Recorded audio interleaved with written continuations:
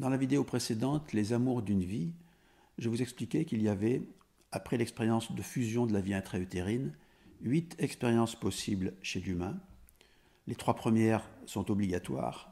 Petite enfance avec l'amour envers maman, enfance avec l'amour envers la famille, adolescence avec l'amour envers le couple, envers l'autre sexe plutôt, et puis ensuite l'amour du couple, l'engagement dans le couple. Celui-là, il est facultatif, c'est le premier facultatif. Le deuxième facultatif, c'est l'amour avec l'enfant, avoir un enfant. Et puis il y a ensuite 3 formes d'amour très différentes, parce qu'elles sont tournées vers l'intérieur de nous-mêmes. Elles n'ont plus un objet extérieur, mais elles ont une orientation intérieure. Et c'est une rencontre avec soi-même avec 3 étages. Mais il ne suffit pas de savoir qu'il y a 8 expériences d'amour possibles chez l'humain pour avoir résolu le problème. C'est-à-dire qu'il faut se poser la question après, c'est quelle est la part de l'humain dans cette histoire? Qu'est-ce que nous avons à faire? Quelle est notre responsabilité? Et ça me paraît assez évident que dans les 3 premières étapes, eh bien, la responsabilité n'incombe pas au petit enfant, à l'enfant et à l'adolescent. À l'adolescent, ce sera un petit peu différent. Mais elle va surtout incomber aux parents. C'est la façon dont les parents vont être, et c'est ce qu'on verra tout à l'heure, qui va faire l'expérience de l'amour avec maman, avec la famille, et en grande partie avec l'adolescent.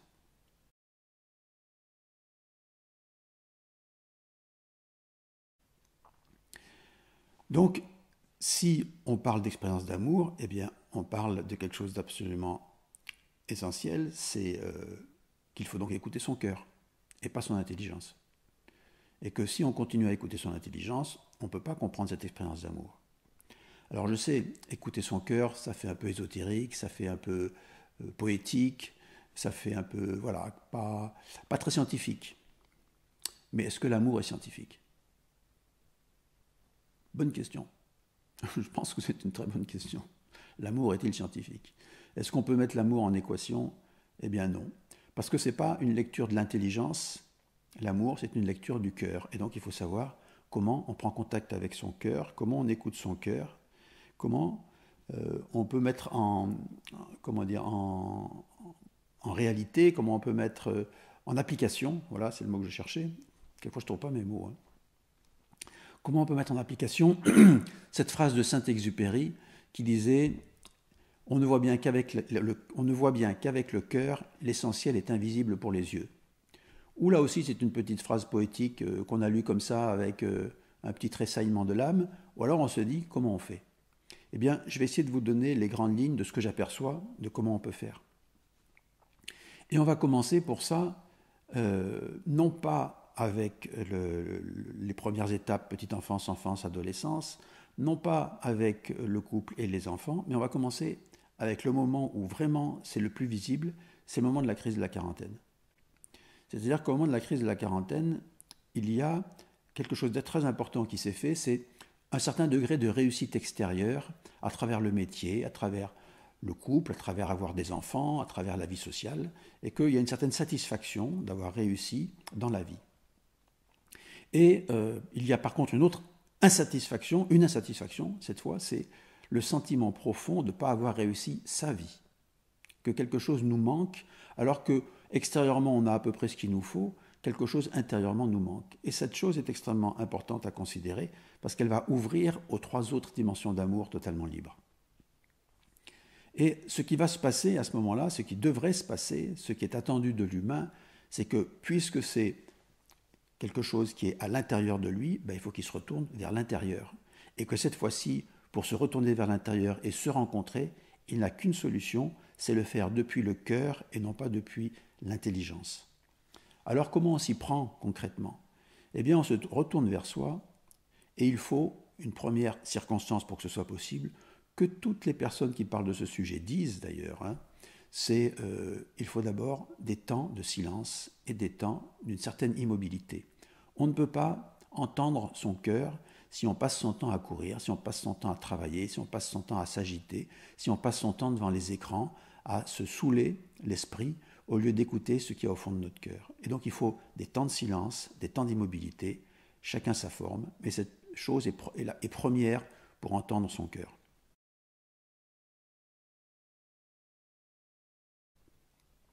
Qu'est-ce que va dire le cœur quand on l'écoute? Eh bien, quand on se met dans un certain silence, une certaine immobilité, la première chose qu'il nous dit, c'est « je souffre ». Je souffre et je voudrais bien que quelqu'un s'occupe de ma souffrance.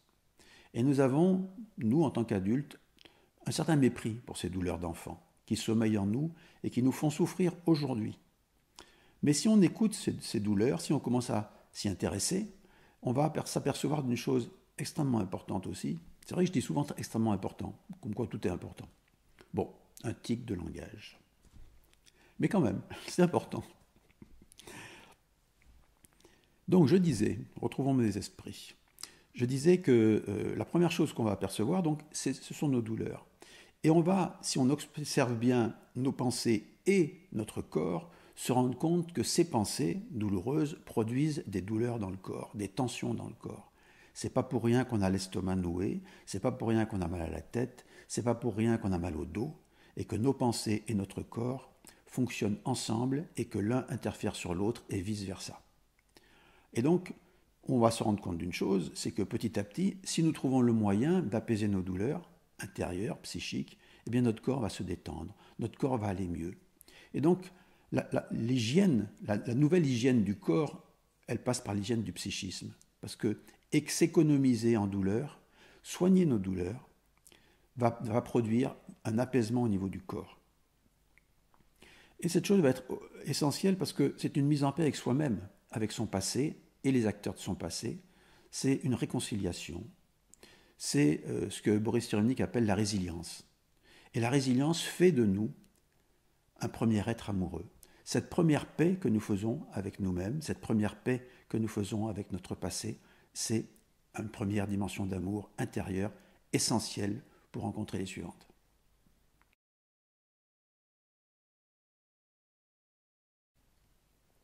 Si on ne fait pas ce choix-là, alors on reste dans une gestion par l'intelligence de notre vie, et cette gestion intelligente, elle va poursuivre les enjeux de l'ego. L'ego, c'est ce qui nous a fait réussir, c'est une très belle chose, c'est ce qui fait que eh bien, nous avons une vie matérielle en ordre, une vie sociale en ordre, une vie amoureuse en ordre, et donc c'est une très bonne chose.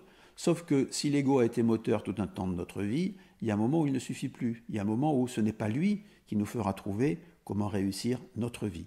Il nous a fait trouver comment réussir dans la vie, et bravo, magnifique, félicitons-le, soyons contents de lui. Mais pour réussir notre vie, il est incapable de le faire. Il faut se rencontrer et rencontrer les choses qui sont à l'intérieur de nous, ce qui habite le fond de notre poitrine, à travers le cœur.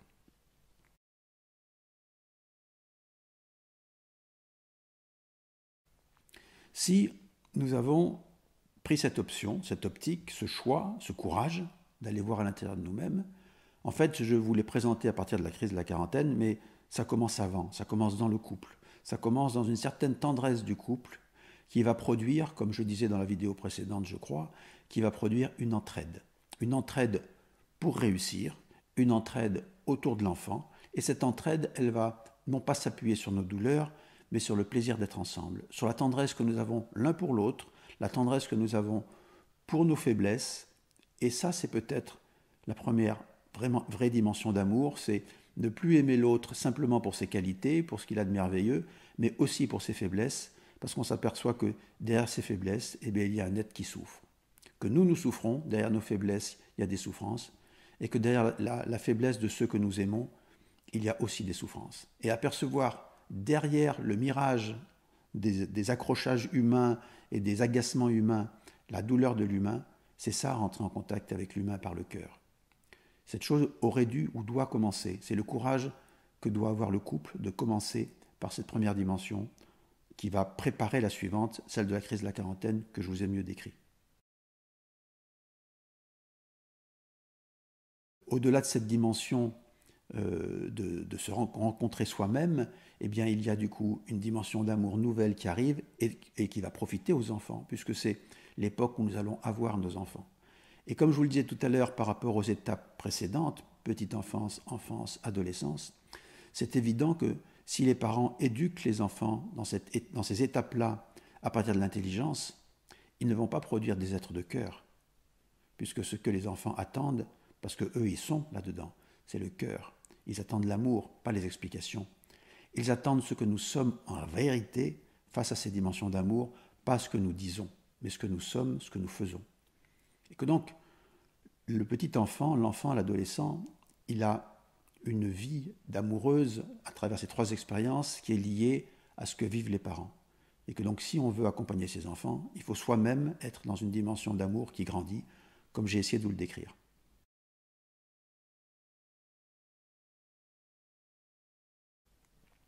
C'est évident que quand on a rencontré ces douleurs et qu'on s'est apaisé avec ces douleurs, il y a quelque chose qui est incroyable, c'est que le corps va mieux, nous sommes dépollués intérieurement en grande partie, bien sûr les douleurs reviennent et nous pouvons les retraiter chaque fois, mais nous savons faire, nous avons appris à ne plus rester dans ces souffrances qui nous abîment l'esprit, l'âme et le corps.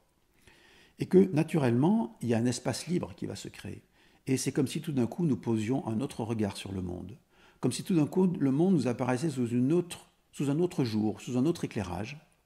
Et que bien évidemment, ce que nous avons découvert de cette dimension d'amour envers nous-mêmes va faire que nous allons regarder le monde avec cet amour-là. Et nous allons bien évidemment nous trouver en situation d'aider ceux qui avaient les mêmes problèmes que nous et que nous avons, nous, résolus en partie, ou en grande partie, ou que nous savons résoudre plutôt. Ce serait plus juste que de dire que nous avons résolu. On ne les a jamais résolus. On sait les résoudre, ce qui n'est pas la même chose.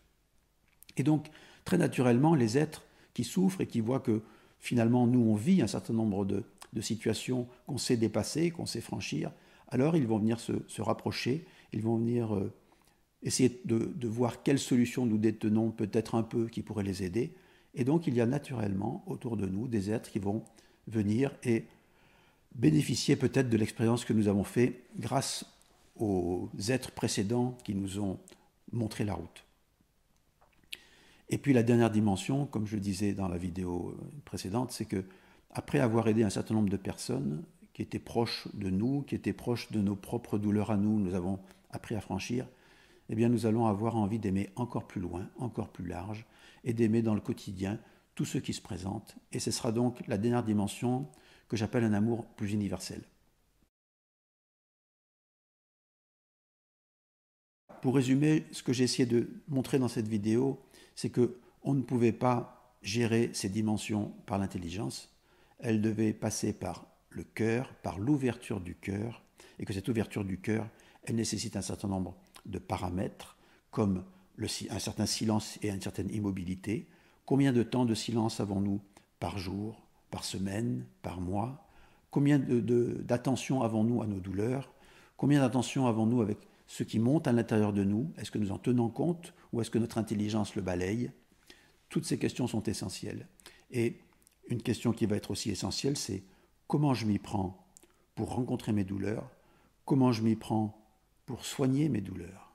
Et que là, peut-être, ça nécessitera un accompagnement. Et il y a plein de beaux êtres sur Terre qui savent accompagner ce genre de progression possible, ce genre d'espoir que tous les humains ont au fond du cœur. Plus je m'occupe d'humains, plus quand je les regarde, je vois l'être magnifique en attente. Et je crois que la responsabilité que nous avons tous, c'est faire grandir cet être magnifique. C'est que chacun se rende compte qu'il y a un être magnifique en lui et qu'il n'est qu'une hâte, c'est de le découvrir et de le faire s'exprimer. Et si je m'occupe du centre de l'Aube, c'est pour ça. C'est pour que chacun puisse petit à petit reprendre contact avec la beauté qu'il y a à l'intérieur de lui, derrière toutes ses douleurs, derrière toutes ses souffrances, derrière tout son passé un peu chaotique, qu'il y a un être magnifique en attente, lui faire reprendre foi dans cet être magnifique, le faire rencontrer cet être magnifique et le faire exprimer cet être magnifique. Voilà. À bientôt.